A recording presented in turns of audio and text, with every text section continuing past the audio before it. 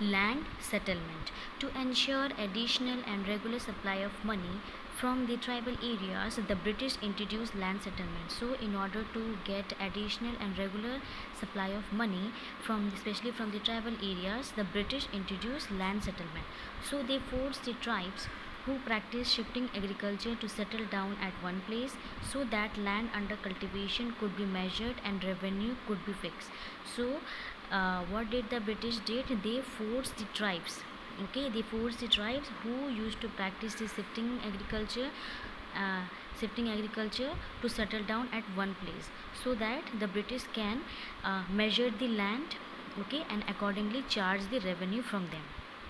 The tribal groups who practice shifting agriculture, especially those living in northeast area, protested as they found it difficult to stick to settle cultivation in hilly areas where water is scarce and land is dry. So in order to revolt against the land settlement which was introduced by the British government, the tribal groups, they have come together, and those who were practicing the shifting agriculture, they revolted against the land settlement. Why? Because they especially live in the northeast area, and in the northeast area the whole or you can say 80% or 90% of the region is covered with the mountains, okay. So it is not possible to cultivate the crops in the hilly areas as the water is scarce. Scarce means there is a shortage of water and the land is very dry. So that's why they revolted against the British government who had introduced the land settlement. The system of cash economy. The colonial rule introduced cash economy in the tribal areas. So the colonial rule, that means the British rule, they introduced cash economy. That means they will do the transaction in the form of cash in the tribal areas. As a result, groups of merchants, middlemen, and moneylenders settled down in tribal areas. So, in order to introduce or implement the cash economy in a better way, a group of merchants, middlemen, and moneylenders, they started settling down in the tribal areas. They were called the Dikus, which meant aliens or outsider. So they were known as Dikus who were settling in the tribal areas, and the meaning of Dikus is alien, that means outsider. The British also introduced plantation agriculture to ensure regular supply of raw materials from their industries in England. So even the Britishers, they have introduced plantation agriculture to get the regular supply of raw materials from for their industries in the England. So what did they were doing? They were extracting the different types of raw materials from India so that they can supply these raw materials to the industries which are present in England. They forcibly acquired large tract of agricultural and previously forested lands from tribal groups and weakened their economy. So what did the British did? They forcefully captured the large area of the agricultural, that means the large area of land where agricultural was practiced, and even they captured the forested lands which were under the tribal groups. Thus there was the weakened, that means decrease in the development or economy of the tribal people. They don't have sufficient amount of money, how they will fulfill their basic needs. So that's why they because of this, you can see the system of cash economy, the condition of the tribal people were very worse. The poor and landless people of the tribal communities had to work as laborer on these lands where they were paid low wages.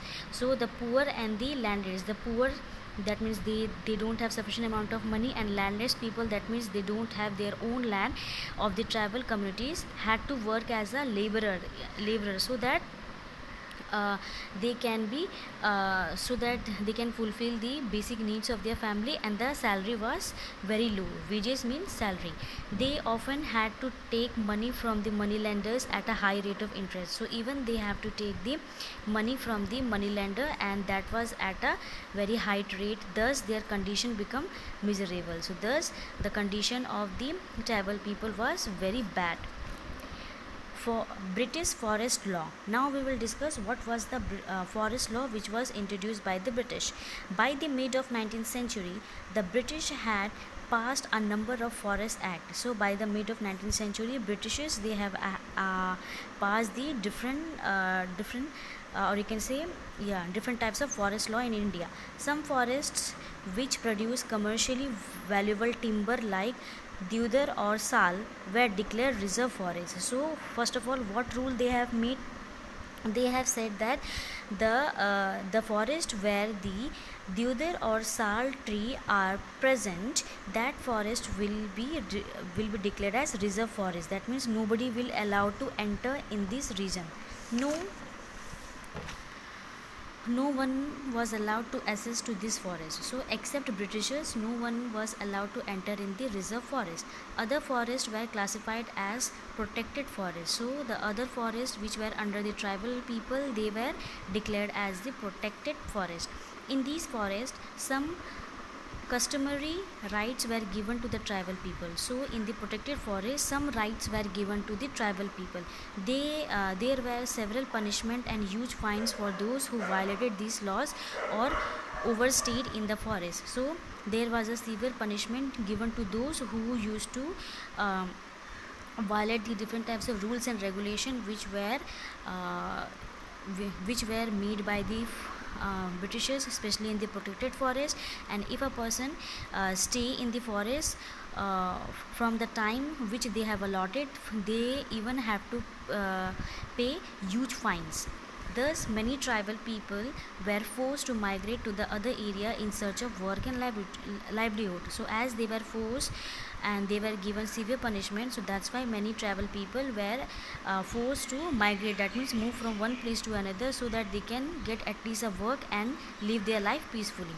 Those who worked on the plantation of indigo, tea, etc., were paid miserably low wages. So, those workers who used to work in order to cultivate the indigo tea, their salary was very low and their condition was also bad.